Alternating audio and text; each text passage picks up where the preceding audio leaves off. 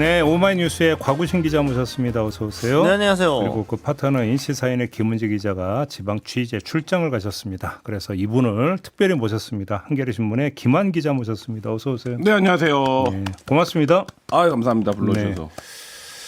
오늘 여쭤볼 게 많으니까 바로 들어가도록 하겠습니다. 조국 장동혁, 장동혁 조국 토론 정말로 성사가 되긴 되는 겁니까? 어떻게 전망하십니까? 뭐 질러놓은 말들이 있어가지고 하긴 하지 않겠습니까? 그래? 서로 생각하는 형식이 약간 다른 것 같은데 이 형식이 나는 세모를 생각하고 제안을 했는데 난 네모로 받아야 되는데 이런 건데 아직 세모 네모로 교환하지는 않은 상태인데 형식이 어떻게 달라요?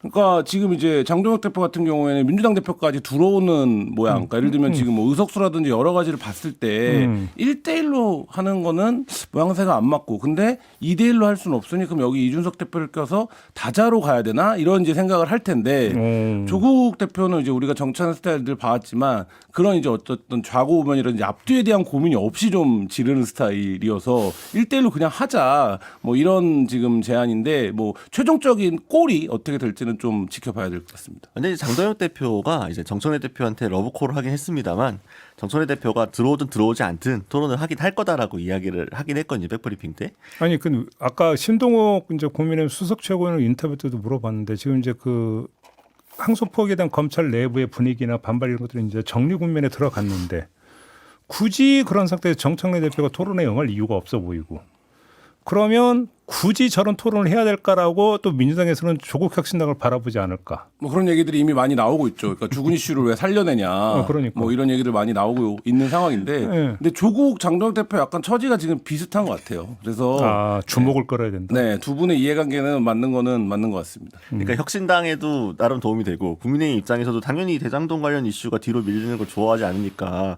땡땡큐죠. 근데 민주당 입장에서 이 토론이 무슨 도움이 되느냐라는 물음표가 나올 수밖에 없고 그러니까 조국이 또 하는 이제 분위기가 이제 민주당 일각에서 나올 수밖에 없는 거죠. 제가 근데 그 관련 기사 댓글을 봤는데 이런 댓글이 있더라고요. 야, 그래도 이거라도 해라. 윤 어게인보다 낫지 않냐.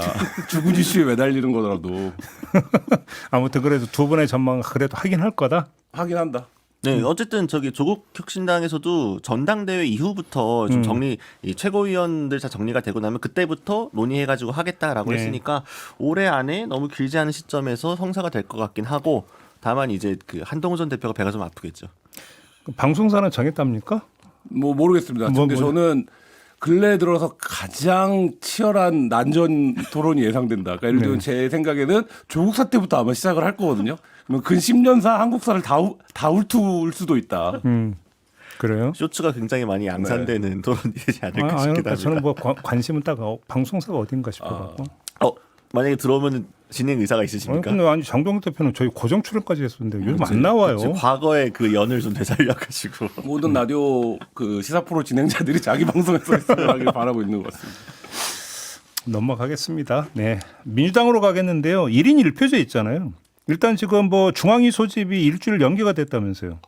그러니까 최고위원회에서 공개적으로 갈등이 빚어지는 모습이 연출이 됐기 때문에 당내에서도 사실 이제 이 논의 자체에 민주당 내부에서의 역사성은 있는 거거든요. 근데 이제 그럼에도 불구하고 이 논의를 한 세 가지 정도 이유에서 굉장히 좀 부담스러워진 상황이 됐고 결국 이제 바로 결정을 하지 못하고 다음 주로 미룬다 이렇게 지금 일단 입장을 정리한 상태입니다. 그래요. 그러니까 뭐 내부적으로 고성도 나왔다고 하고 공개적으로 지금 이현주 최고위원도 비판도 하고 하는 상황이다 보니까 깔끔하게 정리가 안 되고 있다라는 거는 분명하고 그리고 이제 항상 반복됐던 얘기가 있잖아요.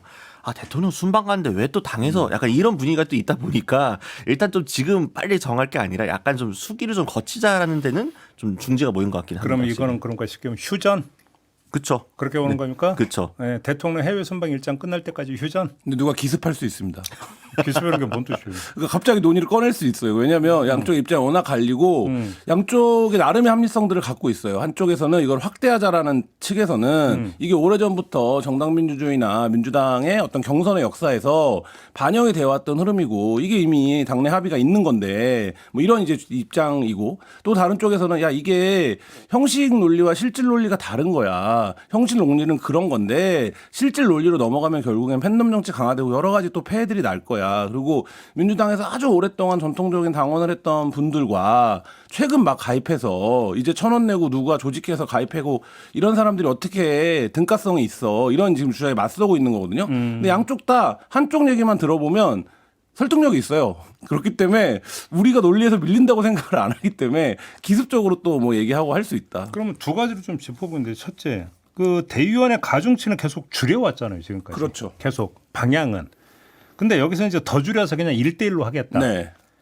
이러면 그러니까 그 예를 들어서 이제 뭐 지방선거를 앞두고 당내 경선을 하는데 이제 판에 어떤 영향을 미칠 것인가 그냥 간단히 이런 게 이제 관심사잖아요. 그렇게 결정적입니까? 1인 1표제가 어떻게 봐야 되는 겁니까? 1인 1표제가 된다고 해서 갑자기 막 판이 바뀔까 저는 그렇게 생각하지 않습니다. 사실은 기존의 제도에서 어쨌든 정청래 대표 탄생을 한 거고, 그러니까 그 전에도 이제 뭐 여의도와 대의원의 이 표심하고 실제 당원들 표심이 다르지 않느냐 뭐 이런 이야기는 여러 번 있었잖아요. 그래서 갑자기 뭐 이게 이 1인 1표가 된다고 해서 안 되던 게 되고 되던 게 안 되고 저는 그럴 거라 생각하지는 않는데. 판을 확 바꿀 정도로까지 결정적 변수냐 이거죠. 그러니까 원래 당원들이 어쨌든 민주당에서는 지금 그 당원 주권주의를 계속 도입하겠다고 쭉 흐름이 있기 때문에 이미 사실은 일부 대의원이나 의원들이 뭐 한다고 해서 쉽게 뭐 당원들의 뜻을 거스를 수 있는 구조 자체가 아닌 거잖아요. 기본적으로. 근데 이제 하필이면 이 시기에 또 하필이면 정청래 대표가 약간 얘기를 하니까 다들 색안경을 좀 끼고 보는 게 있는 거지. 이거 혹시 뭔가 다른 정무적인 의도가 있는 게 아니야? 그런 의심이 들 수밖에 없는 근데 상황입니다. 오히려 그런 체질 개선들을 계속 해왔기 때문에 이게 이제 경향성과 염도에 영향을 미칠 수 있거든요. 무슨 말씀이냐면, 그러니까 이제 모든 정당이 집권을 하면 조금 뭐 그 문을 넓힐 필요가 있습니다. 왜냐하면 폭넓게 수용을 하고 얘기를 들어야 되기 때문에. 근데 기존에도 민주당이 이제 말하자면 야, 우리 당원이 이렇게 많아. 그렇기 때문에 우리는 우리 당원 얘기만 들어도 이게 민심이야. 이런 논리 속에서 어쨌든 해왔거든요. 근데 이 경향성이 강화되는 측면이 우려하는 쪽에서 보면 그게 100만 명 있고 200만 명 있어도 특정 만 명, 특정 뭐 2만 명, 특정 1000명의 그 목소리 큰 사람들의 경향성들이 더 과대하게 그 된다. 이런 이제 비판을 해왔는데 저는 만약에 지금 말씀하신 것처럼 하필 대통령 순방가 있는데 이거 안 한다 그러는데 왜 또 정청래 대표가 그리고 이거가 그렇게 급한 문제인가? 뭐 이런 여러 가지 의구심들을 겹치면서 이게 결국엔 본인들에게 유리한 판을 짜려고 하는 거다. 그러면 실제 별로 안 유리해져요. 원래 똑같아요. 이렇게 얘기하지만 그 경향성은 굉장히 좀 강화되는 흐름으로 갈 수 있죠. 두 번째, 대의원과 권리당은 그렇게 다른가요? 성향이나 정서가. 가끔씩 다른 결과가 투표 결과로 나타나기도 하는데 저도 이제 그 지점에서 이게 국민적 이슈가 될 수 있는가에 의문이 있는데 많은 사람들이 실제 전체 국민의 모수에 비하면 민주당 당원이든 대의원이든 수가 많지 않고 그 외의 사람들은 민주당에서 어떤 방식으로 이걸 하는지 큰 관심이 없는데 그 내부에서는 당원과 대의원이 완전히 화학적으로 다른 성질의 무엇인 것처럼 가정하고 전제하고 지금 논의를 해가고 있거든요. 그러니까. 네, 지금 말씀하신 것처럼 저는 이게 그래서 아까 제가 말씀드린 것처럼 형식과 실질이 조금 괴리가 있는 논쟁이 지금 벌어지고 있기 때문에 제가 볼 때는 형식적으로 봤을 때 바깥에 있는 사람들이 보면 야 민주당 당원이나 민주당 대의원이랑 생각이 비슷하지 않겠어? 이렇게 보는데 실제 민주당 내부에서는 당원과 대의원은 완전히 다른 것으로 지금 사고가 되고 있다, 얘기가 되고 있다, 뭐 이런 생각이 아무래도 듭니다. 이제 형식 논리상으로 대의원이 되려고 그러는 뭐 몇 달 전에 들어온 이런 당원들이 아니라 오랫동안 그렇죠. 당에서 계속 네. 활동을 해왔던 네. 말 그대로 당의 주축 뭐 이렇게 이제 설정이 되는 거잖아요. 그렇죠. 그러니까 DJ 때부터 활동을 해왔던 민주당의 기반 세력이 되는 사람들 집단 이런 게 이제 대의원으로 상정이 되고 근데 꼭 그렇지 않을 겁니다. 지금 예, 뭐 2025년입니다. 지금 1995년이 아니에요. 그렇기 때문에 그렇지 않을 텐데 이제 그런 기반층이 대의원이라고 상정이 되고 그다음에 이제 당원은 뭔가 온라인에서 그 왕성하게 활동하는 평범한 시민들, 네티즌들 이렇게 상정이 되는데 이것 역시 그렇지 않습니다. 그러니까 근데 이제 뭐 이런 구도입니다. 그러니까 사실 대의원 분들이 예전부터 당을 오랫동안 있었던 분들이다 보니까 이게 과거의 계파 갈등의 어떤 흔적이랄까 그 불신 같은 것들이 좀 남아 있는 것 같아요. 물론 이제 온도차는 당연히 있겠죠. 대의원들하고 일반 권리당원들하고는. 다만 지금 이전부터 계속 얘기 나왔던 게 이 민주당의 주류가 교체되는 과정에서 소위 말하는 친문과 친명 사이의 갈등들이 있었고 지금도 여전히 그 잔재들이 좀 있는 거다 보니까 일부 당원들 같은 경우에는 뭐 동교동계라든가 뭐 이제 뭐 소위 말하는 친문 성향의 혹은 수박들이 지금 대의원들을 하고 있기 때문에 지금 이 당원들의 민심이 잘 전달이 안 되고 있다. 이런 지적들이 왕왕리 있다 보니까 이참에 그냥 싹 갈아버리자. 왜 대의원들이 우리가 더 많은 표를 행사하느냐 이런 식의 이야기들로 좀 번지고 있는 거기에 이제 정청래 대표가 좀 불을 붙인 상황이 되는 거죠. 이게 이제 민주당 국회의원들이나 민주당에서 오랫동안 당직자 보좌관했던 분들 만나서 얘기 들어보면 두 부류가 있어요. 극단적인 두 부류. 그러니까 뭐냐면 옛날에는 동아일보도 우리 편이었는데 이런 얘기 하시는 분들 있어요. 아직도. 그러니까 거기까지 그 언제적 얘기예요? 그러니까 언제적 얘기지만 그게 있어요. 그 정서가 있어요. 그 정서가 한축이 있고 또 한쪽에서는 최근에 정청래 대표의 발언이 대표적인데 딴지가 민심의 척도다.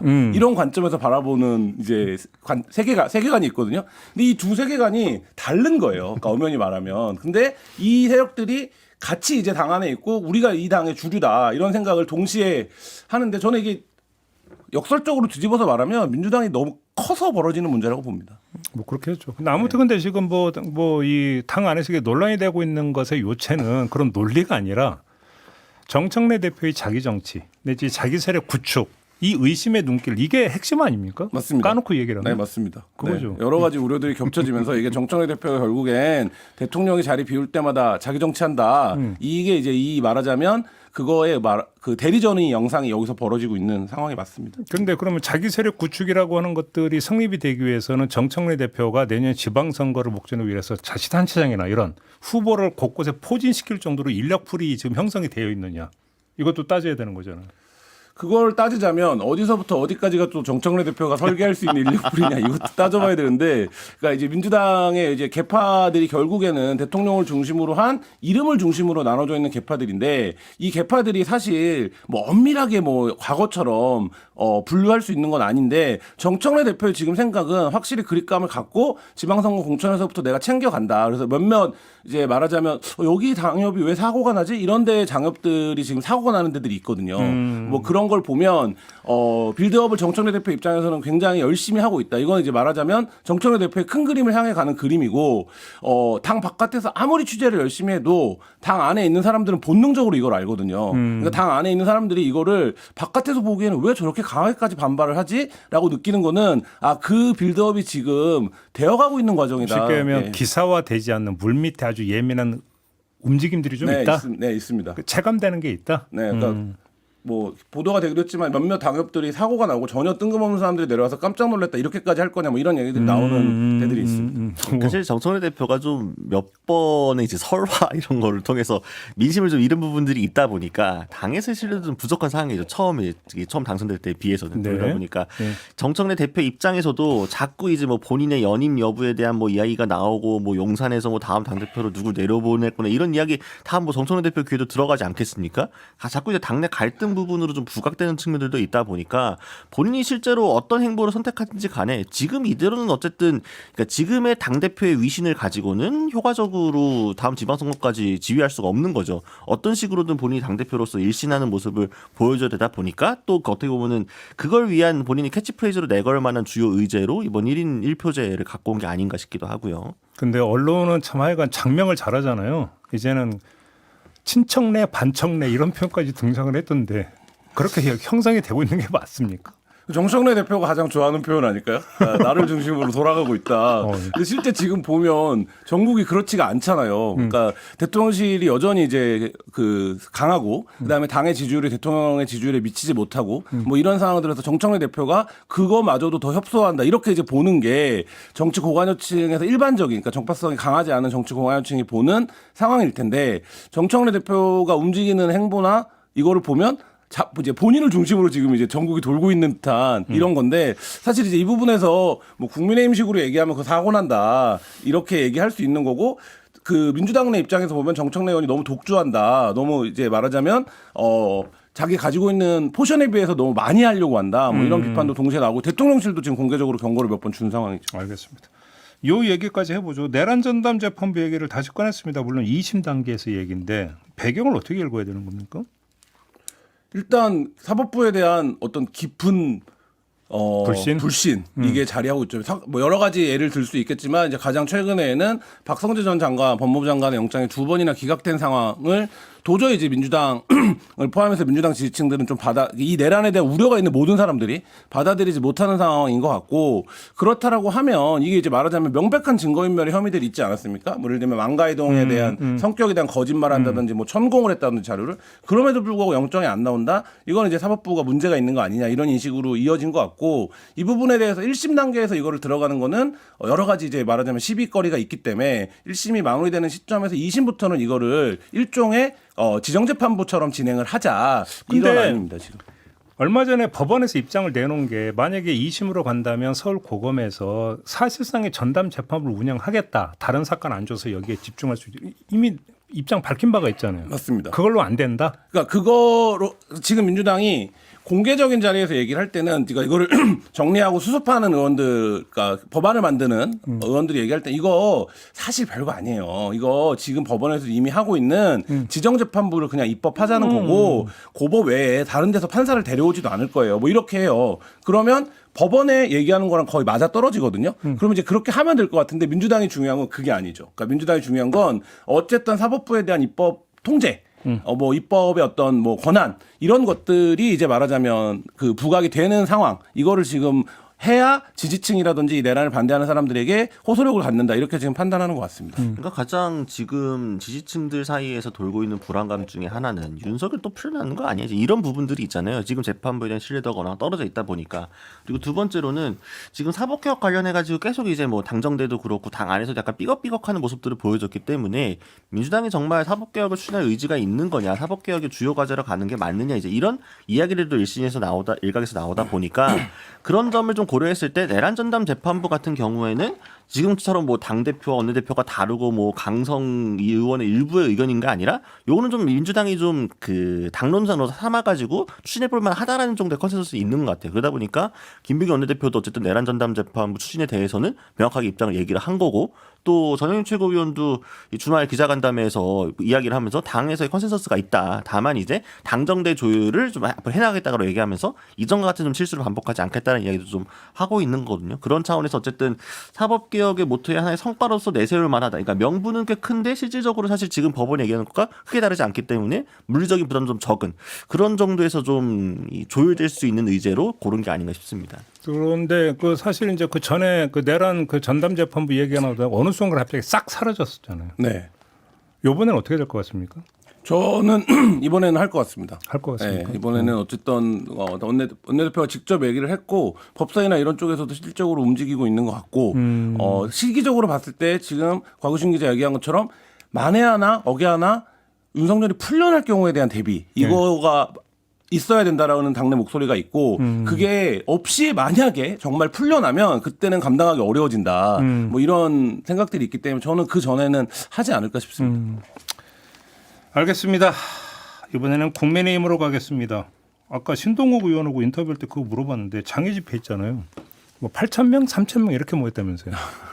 근데 네. 신동욱 의원의 주장은 우리는 대규모 장애 집회를 가질 생각이 없었다 이렇게 이야기를 하던데 맞습니까? 처음부터 대변인이 그 백브리핑 때 대규모 집회는 아니다라고 이야기를 했거든요. 왜 그렇게 설정했대요, 근데? 왜냐하면 대규모로 할 자신과 실력이 없기 때문이죠. 서울에서 한번 실패를 맛봤잖아요. 네. 그러니까 전국으로 순회하면서 할 건데 당연히 사람 생각 대규모 장외 집회를 전국 단위로 하겠구나 생각을 하는데 그렇게 해서 모였던 사람들 저희 몇 번 이미 국민의힘이 망신당하지 않았습니까? 이렇게 막 온 힘을 다해갖고 모였는데 사실 생각보다 많지 않다라는 게 하면 또 이제 인원 가지고 언론에서 그런 식으로 나올 테니까 보도가 미리 좀 얘기를 선을 그어놓는 거죠. 우리 대규모로 하는 건 아니고 현장에 있는 시민들과 우리 당원들과 결합을 해가지고 이 정도로 우리 소소하게 갈 겁니다라고 하는데 그만큼 이제 이 이슈를 끌고 가고는 싶은데 끌고 갈 만한 이제 능력이 안 되다 보니까 이제 이상한 결이 나오는 거죠. 대표적으로 지난주 같은 경우에도 원래 이제 월화수목금 다 아침마다 규탄대회 하겠다고 했었거든요. 국민의힘이. 근데 월화수하고 끝났습니다. 목금은 아예 없어졌어요. 그리고 월화수 사실 인원이 그렇게 막 총력을 기울인다고 했음에도 불구하고 의원도 뭐 한 3, 40명, 뭐 당 지도부 합쳐봤자 앞에 두 날은 50명도 다 안 됐고 특히 그 남욱 변호사 그 건물이었나요? 그 네. 청남동 건물 간 날은 20명도 안 모였어요. 15명 왔죠. 네. 근데 그날 아침에도 우리는 오늘도 장애투쟁을 이어가고 있다고. 그리고 13분 만에 끝났어요 그날. 네. 고작 그 정도 수준의 장애 집회를 할 정도밖에 안 되는 게 지금 제일 야당의 현실이다. 민주당과 실외는 맞잖아. 장외는 맞죠. 장내는 아니었습니다. 근데 민주당과 국민의힘이 장애투쟁을 이제 중앙당에서부터 조직해가는 방식이 좀 달라요. 그러니까 국민의힘은 확실히 그러니까 지역에서의 동원이 확인이 돼야 돼요. 근데 지금 그거를 못하겠다라고 하고 있다는 거예요. 그거죠. 핵심 문제는 그거지. 핵심이 그거예요. 그러니까 예를 들면 이런 시선들이 있는 거예요. 지금 국민의힘이 107명의 국회의원이 있는데 이 중에 수사나 재판에 연루된 분들이 한 15명 된다고 치고 나머지 90명 중에 안 움직이는 장동영 효과는 도저히 못하겠다라고 하는 분들이 한 20명 있다고 치면 60명, 70명인데 이 60명, 70명 중에 3분의 2 정도가 나는 장동혁이 뭐라든지 상관없이 우리 동네에선 당선되는데 이런 지역구를 갖고 있는 분들이에요. 각계약진. 예. 그렇기 때문에 실제로 장동혁 대표가 움직일 수 있는 의원의 숫자는 한 2, 30단위밖에 안 된다는 거고 네. 여기서 뭐 전국 단위 장애 집회를 조직한다 이거는 쉽지 않죠. 관심사는 12월 3일에 장동혁 대표가 무슨 입장을 특별 메시지를 내느냐 이거잖아요. 그쵸. 당에서 뭐라고 얘기가 나와요? 메시지 낼 거랍니다. 어떤 메시지래요? 그걸 아무도 얘기하지 못하고 있죠. 그러니까 저희가 한 지난주쯤부터 계속 그 기회가 될 때마다 백브리핑에서 기자들이 물어보는 게 12월 3일 조금 있으면 1주년인데 뭐 장동혁 대표 어쨌든 취임도 뭐 100일도 좀 맞물리는데 뭐 메시지 안 나옵니까? 메시지 준비하고 있대요. 조율하고 있대요. 근데 구체적으로 어떤 수위에 어떤 메시지를 낼 것인지에 대해서는 아무도 답을 하지 못하고 있다. 이런 얘기. 그러니까 이제 의원들도 이제 선수별로 만나가지고 간담회도 비공개로 했는데 다 장 대표한테 그 얘기했다는 거 아니에요. 수도권, 충청권 의원들 중심으로 뭔가 메시지가 나와야 된다. 저런 뭐들. 근데 저는 12월 3일 특별 메시지 발표보다 더 그러니까 그 이전에 궁금한 게 저희가 일전에 탁현민 자문관하고 인터뷰를 했는데 국회에서도 뭔가 행사를 지금 준비하고 있잖아요. 그러면 국회 행사면 여야 공이 참석을 해야 되잖아요. 참석을 할까? 안 하겠죠. 안 하겠죠. 네. 장동혁 대표도 안 할 거라 생각합니다. 네. 더군다나 탁현민 의원이 관련된 행사에 참여하지 않으려고 참여를 안 하면 그 자체가 메시지 아니에요? 그렇죠, 그렇죠. 메시지죠. 그러니까. 예. 근데 뭐 국민의힘에서 우리 10월 3일 날 목소리 낼 거예요 뭐 이렇게 얘기들을 하시는 분들이 있는데 장동혁 대표가 과연 누구랑 상의를 하고 있냐 이게 이제 포인트거든요. 근데 뭐 예를 들어서 예를 드는 겁니다. 김민수 최고랑 상의를 하고 있다. 이러면 어떤 메시지가 나오고 있습니까? 근데 지금 지도부가 다 그 일색이잖아요. 그렇기 때문에 국민적 눈높이에서 기대하는 수준의 메시지가 나오진 않을 거다. 그러면 12월 3일이 돼서야 마치 이제 나는 계엄이 뭔지 조금 알았네요. 라는 정도의 메시지가 나왔을 때 이게 메시지를 내는 효과가 안 내는 것만 못한 메시지가 나올 수도 있다. 지금 돌아가는 분위기를 보면 이런 생각도 듭니다. 사실 어떤 메시지를 내도 욕을 먹을 수밖에 없는 상황이거든요. 그러니까 이게 이 지금 전국구로 돌면서 집회하겠다는 게 12월 2일까지 딱 3일 직전까지 집회를 쭉 하면서 맨날 하는 얘기 똑같잖아요. 뭐 이재명 내려와라 뭐 이런 얘기 하는 건데. 제가 볼 때는 메시지 내는 거 쉽지가 않은 게 자 12.3 계엄은 위헌 위법적 계엄이었습니다. 사과합니다라고 하면 기자들이 가만히 있겠어요. 그러면 내란이라는 걸 인정하십니까?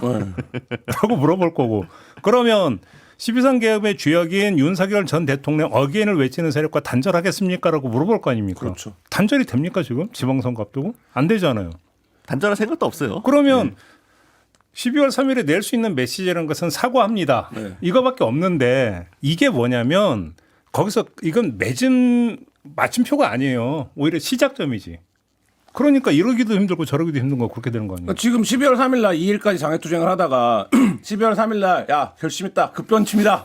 뭐 이렇게 하면 그 4일부터 상황이 또 감당이 안 돼요. 그렇기 때문에 그러니까. 네. 3일 오늘 하루만 대충 수습하자 이런 관점으로 접근하지 않으면 12월 2일까지 행보가 결국 3일의 메시지를 결정하는 건데 그 관점에서 보면 지금 기대하는 수준으로 가지 못할 거고 말씀하신 대로 최소한의 드라이한 수준으로 사활을 한다고 하더라도 여의도는 계속적으로 질문이 따라붙는 곳이기 때문에 말씀하신 것처럼 쉽지 않습니다. 이건 출입 기자가 물어볼 거니까. 아니, 그러니까 뭐 이렇게 할 수도 있죠. 그냥 딱 발표만 하고 기자 질문 안 받고 들어갈 수 있죠. 그럼 이제 대변인이 굉장히 곤란해지겠죠. 그런데 그런 상황은 연출하지 않을 것 같고. 네. 근데 그러니까 지금 만약에 사과 메시지를 세게 내면 강성재 지친이 당연히 반발할 수밖에 없고 사과 메시지를 되게 드라이하고 약하게 애매모호하게 내게 되면은 이거 하려고 지금 그것과 지금까지 그런 거냐는 나오기 때문에 장동혁 대표는 지금 어떻게 해도 지금 욕을 먹을 수밖에 없는 상황이다. 결국 이럴 바에는 그냥 차라리 이렇게 될 수도 있습니다. 저는 기대한 것보다 훨씬 못 미친 수준의 이야기가 나올 수도 있다.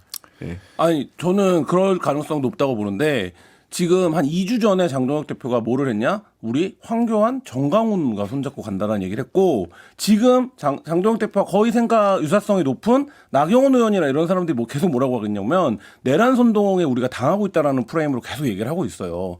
근데 지금 이런 기조에서 갑자기 장동혁 대표가 뭘 한다 기대하기 어렵고 장동혁 대표는 저는 나는 황교안이다를 외쳤을 때 지방선거에 임하는 노선을 정했다고 봅니다.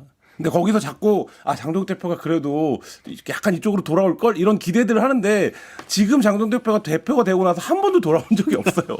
그러니까 일부 의원들이 아직 희망 회로죠. 우리 이대로 가면 폭망인데 좀 장동혁 대표가 그래도 지방선거가 다가오면 정신 차리고 뭔가 중도층에 속을만한 메시지를 내주지 않을까? 근데 이건 그냥 위시풀 띵킹이고 실제로 그러지 않을 가능성이 높다. 누가 그런 표현해서 재밌다고 생각했는데 국가대표 4번 타자 같다 그러더라고요. 이번 K시리즈에서 해설위원들이 국가대표 4번에 들어오는 선수들이 다 못 쳐서 좀 살아나야 된다 이런 얘기 많이 했거든요. 그래서 다 죽어있냐 4번은 이런 건데 장도연 원내대표도 좀 돌아와야 된다 이 얘기만 지금 몇 개월째 듣고 있다. 안 돌아온다 그분.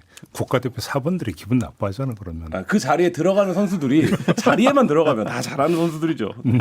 아무튼 장도연 대표가 그렇게 얘기하니까 지금 나경원 의원이 바로 이제 그 보수 유튜버들 다 국회 도서관 대관해가지고 모여서 한다는 거 아닙니까? 그거 네. 하고 있고 이번에 박민영 대변인은 안고 가고 사의 반려하고 여상원 그 윤리위원장은 사의 바로 먼저 쓰라고 해가지고 내보내고 이거 사실 하나의 기조로 통일되는 거잖아요. 우리는 뭐 한동훈, 유승민 뭐 상관없고 뭐 중도층도 모르겠고 그냥 일단 이 윤어게인과 함께 가겠다. 이거 하나 가는 거죠. 근데 김민수 최고위원은 갑자기 왜 윤어게인 구호를 제지를 했대요? 근데 저는 이게 약간 그 보도의 이 초점이 약간 다른 게 아닌가 싶어요. 그러니까 김민수 최고위원이 원래 얘기했던 거는 그러니까 저 원래 방점은 지도부 얘기하는데 말 끊지 말라는 거예요. 당대표를 포함해서 지도부가 마이크 잡고 얘기하고 있는데 거기서 자꾸 뭐 윤어게인 외치고 부정선거 외치고 있으니까 왜 지방방송 켜냐? 네, 왜 그래서 대표까지 와가지고 지도부가 와가지고 얘기를 하지 본인도 마찬가지인 거죠. 본인 어쨌든 하면은 연설하고 사람들이 좀 들어야 되는데 사람들이 듣지 않고 자기 하고 싶은 얘기만 하고 있으니까 그거에 대해서 이제 좀 자제를 요청을 한 건데 그러면 이제 할 거면 그 민주당 가서 얘기해야 된다. 우리한테 왜 그러느냐 얘기를 하는 건데 그게 마치 조금 그러면은 김민수가 이제 와서 약간 손절하려는가 거리를 두려는 거야? 이렇게 해석하는 건 조금 언론의 과잉 해석이 아닐까는 이제 저의 개인적인 견해입니다. 네. 저도 언론이 이분의 진심을 오해한 거라고 봅니다. 이분은 그럴 생각이 별로 없어 보이죠. 이분은 진짜 진심이신 분이라. 네. 이거 오히려 이 약간 또 김민수 최고위원 같은 경우에는 이 본인이 그 혐중 정서로 자극하는 부분들도 그렇고 네. 이 하나 하나가 찐입니다. 코스프레가 아니에요. 그러니까 내가 이렇게 해야 살아남는다가 아니야. 이게 네. 너무 약간 진정성이 느껴지는 이상한 분이에요. 제가 네. 봤을 때. 이건 다른 얘기인데요. 정치부 기사 있잖아요. 한번 분석을 한번 해보세요. 200점 10장짜리 기사인데 네. 팩트가 몇 줄이나 있어요. 어디까지 팩트로 인정해 주시네. 누가 이런 말을 했다까지. 그 다음부터는 다 해석. 그렇죠. 뭐 이런 거죠. 네.